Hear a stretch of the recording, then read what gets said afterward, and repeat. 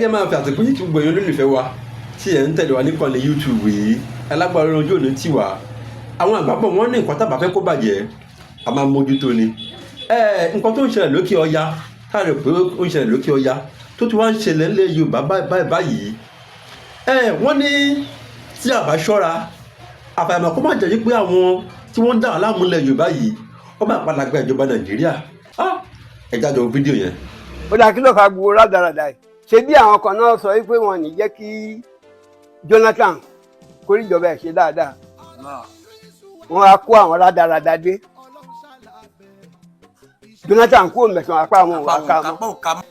kódà bí Bọ́lá Tinubu tó bá kó mẹ́ táàbí care is not taken àwọn náà máa padà run Nàìjíríà àwọn kan máa tan ara jẹ ẹ jẹ́ ká yà wò jẹ́ kí n sọ fún ẹ yíyà kọ́ ni ló má ta o. yíyà kọ́ ni solution. rárá ṣé Haúsá náà ló wá ṣe local government Abẹ́òkúta èmi ò kọ́ṣẹ́ mi iṣẹ́ yìí ni mo kọ́ Nàìjíríà Ọlọ́run ti dá wa papọ̀ Yorùbá ló ń gbin obì Haúsá ló ń jẹ Haúsá ló ń sin màálù Yorùbá ló ń jẹ astrologically ilẹ̀ Haúsá Capricorn ni wọ́n àwọn Igbo Scorpio ni wọ́n àwa ń tiwa Cancer ni wa Ọlọ́run ti wá dá gbogbo wa papọ̀ yẹpẹ̀ àtomi ni wá. láti 2019 ń ló ti di pé gbogbo àwọn ọmọlẹ́gbìmọ̀ aṣòfin wojú re president ní tí president bá wí ni ẹ lè gba argument ẹ lè gbariwo à ní kẹ́ ẹ bára yín jà bẹ̀tì ń jẹ́ ìyẹ gbogbo ń tó yẹ kẹ́ ẹ yẹ wò ń jẹ́ ìyẹ wò báyìí. àmọ́ inú mi dùn nígbà tí mo gbúrò pé ẹ gbé àwọn bíìlì kan jáde bó tiẹ̀ jẹ́ pé majority yín gbogbo owó constituency yín Ọlọ́run ló mọ bí ẹ dá sí omi ń gbowó tó fẹ́ ju gómìnà lọ́nà ẹ̀yìn Ọlọ́run ló mọ bí tẹ́ ẹ dówó constituency allowance yín sí ẹ gba 100 ẹ fẹ́ yọkan sílẹ̀ ẹ tún ní gbogbo ayé ọmọ wa worship yín torí ẹ yọkan ẹ sì bẹ̀rù àtúbọ̀tán. Àtọkùnrin àti obìnrin tó ṣe pé ọ̀làlẹ̀ wá lọ síbi pé kẹ́ ẹ lọ líìgì wa òpó ní gbogbo yín ní ìlú ẹnì kankan lẹ̀ gbogbo yín pa from A to Z and àgbègbè irọ́ ló ń jẹ́ irọ́ ló ń já sí nígbà bá máa wà káńtì àti UK iṣẹ́ wo ló ṣe tí òfin ní gbogbo owó tó wá ó ṣe ní kó tó débẹ̀. ẹ wá takú síbẹ̀ kò sẹ́ni ó fẹ́ kó ń bẹ̀ mọ́ àwọn tó tiẹ̀ kó ń bẹ̀ tán láwọn ó ṣe gómìnà from senate to governor àwọn náà tún gbìyànjú wọ́n wọlé àti ẹ̀mọ̀ páwọn eléyìí lambition àmẹ́yìn tẹ́ jókòó kojú kan bí fùfúnú apẹ̀rẹ̀ tí yín ti jẹ́ ẹni ó ti lọ ẹlòmíín lọ sí 7 times lọ́wọ́lọ́wọ́ báyìí táàmù ẹlẹ́ẹ̀keje torí tiẹ̀ lọ́lọ́run fi dáyé kò sí tí ó bá ti pọ̀ jù ìṣù ọmọ ádámọ̀ ni kódà tẹ́mi èèyàn bá gùn jù yóò sú ẹlẹ́mìí yóò sú àwọn tí a ń tọ́jú ẹ̀ kí ló dé ṣé torí yín lọ́lọ́run fi dáyé ni ẹ sì wá sọ̀rọ̀ ayé di gbákejì Ọlọ́run lórílẹ̀ àwọn bíìlì méjì tó dáa tẹ́ ẹ ṣẹ̀ṣẹ̀ ṣe tẹ́ ẹ gbọ́dọ̀ pursue to a logical conclusion ìbẹ́nu yín tó ti lo táàmù mẹ́rin ọdún mẹ́rin ọ̀nà mẹ́rin 16 years kò ní bíìlì 16 péré.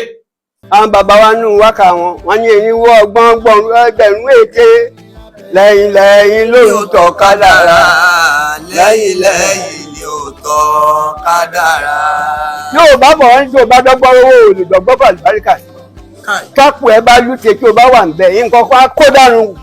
kó lọ́wọ́ ẹ mi sọ pé mo mọ̀ o ṣùgbọ́n bẹ́ẹ̀ bá bèrè lọ́wọ́ gbogbo àwọn ọmọ pẹ́rọ ẹ̀ tá a jọ ń ṣèjọba Islam ní mọ́ṣáláṣí pé mi ṣe ń ṣe rè. ó kọ́ àdúgbò pé mi ní ṣe kò ní ìsìn bẹ́ẹ̀ ni pé mo gbé nǹkan fún wọn jẹ ni mi tọ́ lọ ní kí wọ́n gba tèmi gbé torí gbogbo tó ń expect kí wọ́n máa ṣe láburú kò hàn jí lọ́wọ́ mi. ẹ̀yin ará ẹ lọ wo bó ṣe ń ṣe ní gbogbo ilẹ̀ Lárúbáwá ẹ lọ wo bó ṣe ń gbogbo ilẹ̀ ìlú òyìnbó wọ́n pe prime minister Britain kan ní Harold Wilson nígbà tó kúrò lórí ìjọba kò rówó ilé san ó jẹ gbèsè owó ilé káwọn èèyàn tó lọgun lé ìjọba Gẹ̀ẹ́sì pé hábà èho prime minister Britain are they not from us kì í ṣara wa ni wọ́n ni mo sọ mọ́rọ̀ lẹ́ẹ̀kan oníkálukú ń lọ síbẹ̀ láti lọ wo báwo làkòun ṣe máa lúte mo ti ju 92 sẹ́yìn ilé bàbá mi mo sì ń gbé ìsinyìí o. ilé bàbá tó bí yín. bẹ́ẹ̀ ni. akọ́kọ́ òfin tẹ́ ẹ ṣe tó dáa ó ń lòfin state police ẹ pursue rẹ̀ to a logical conclusion o tó bá ṣe é ṣe kó jẹ́ pé àwọn gómìnà ni wọ́n máa control state police ń ló dáa jù ìyẹn dáa gan o ẹlẹ́ẹ̀kejì òfin tẹ́ ẹ ṣe tẹ́ ń propose lọ́wọ́lọ́wọ́ tó wùyàn lórí bẹ̀ tẹ́mí mi sọ fún mi pé ẹ lè pursue rẹ̀ to the end ẹ lè pursue bóyá lẹ lè pursue rẹ̀ to the end ó ní bíìlì pé president àti governor kan máa lo ọdún 6 péré kan sì máa lọ àfẹ́ second term gbogbo fìtínà tá à ń fèsì lọ́wọ́ second term ló bí second term ni ìbò second term máa ń le gan ni ẹ̀mí máa ń sọnù gan ni gbogbo bòkóbòkó tí ń rọ́wọ́ lù yìí second term ló bí tí wọ́n bá ti ń lọ ọdún 6 kó ń kálukú ọmọ kángára rẹ̀ lọ́wọ́ mọ̀ dáa bí Tinubu bá parí ìjọba tiẹ̀ ní 2031 ẹ bẹ̀rẹ̀ torí kò sọgbẹ́ta ẹ lè rí dá sí kò lè wọ́ọ̀kì pé ẹ tún wá sọ ti ẹ̀dọ́dún 6 míì yóò Nàìjíríà ó ṣe é kìdí ẹ̀ àmọ́ bẹ́ẹ̀ bá ṣòfin yìí bó ṣe dáa tó yẹn ẹ dákun ẹ kira yín mọ́ fa o ẹ kira yín mọ́ fa o bẹ́ẹ̀ bá lè gbé bíìlì táàmù kan ọdún 6 fún pírẹsidẹ̀ntì àti gọ́fúnà ẹ̀yin náà gbé bíìlì tara yín jáde táàmù 2 ti tó fún yín díẹ̀ tó nù nǹkan ní nǹkan wọ̀bì àlóyìn fi ranjú mọ́ lẹ́sẹsẹ fi ranjú mọ́yìn tí fi kú bẹ́ẹ̀ táàmù 2 tó fẹ́ nìkan níbi àkàwédélá ní Nàìjíríà yìí ẹ sì ṣòfin ẹ lọ ṣòfin ẹ gbé ojú ọmọ orílẹ̀-èdè yìí kúrò lórí ọ̀rọ̀ politics ní jẹ́ kí competition yẹn ó le àwọn èèyàn ti gbàgbọ́ pé tó bá fẹ́ lówó òjijì politics nìkan ló fi lè lówó ẹ wá ọ̀nà táwọn èèyàn fi máa rí owó lọ́nà bòmíì tí politics ó dàbí tìlú òyìnbó tó jẹ́ pé ní tí ẹni òǹrayè ní ṣe politics ìlú òyìnbó ní ṣe legislature ẹni ó ti rìtáyà tí ò ní nǹkan míì tí ó ṣe mọ́ ní majority àwọn tí wọ́n bá sábà ṣe àwọn ọ̀dọ́ tẹ́ bá dẹ̀ rí ń bẹ̀ fúngbà díẹ̀ ni ẹnìkan bẹ l'Amẹ́ríkà tó ti pẹ́ gan irú táàmù yẹn ò lè wáyé mọ́ kò lè wáyé mọ́ nínú àwọn legislature wọn ẹnìkan wà náà bẹ́ẹ̀ níbẹ̀ l'Amẹ́ríkà kí ni tí mo sọ débẹ̀ ni pé kò sí n tó dáa fún president tó dáa fún governor tí ò dáa fẹ́yìn náà o ẹ lọ tún lù tó hadith anabi sallallahu alayhi wa sallam anabi ni idha duyi'at al-amana fantasiru sa'a trust ni ta gbélé yín lọ́wọ́